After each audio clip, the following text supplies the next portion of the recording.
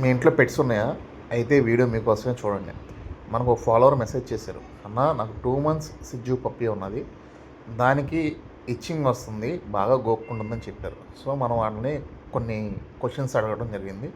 అందులో వాళ్ళు మనకు చెప్పిందేంటంటే 1 మంత్ నుంచి సెర్లాక్ పెడుతున్నాం అని చెప్పారు. సో, సెర్లాక్ ఆపేసేయండి అని చెప్పాను.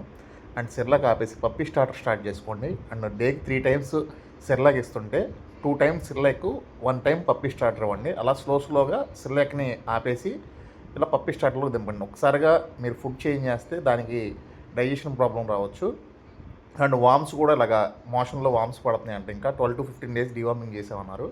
మరొకసారి డీవార్మింగ్ చేసుకోండి. డీవార్మింగ్ చేసుకుంటే మీకు ఇష్యూ కంప్లీట్ అవుతుంది. డీవార్మింగ్లో మీరు స్కైవార్మ్ కానీ ఓఆర్ఎక్స్ కానీ చేసుకోండి. అండ్ పప్పీ వెయిట్ని బట్టి 2 కేజీ ఉంటే 2 ml, 1 కేజీ ఉంటే 1 ml, 5 కేజీ ఉంటే 5 ml ఇచ్చుకోండి.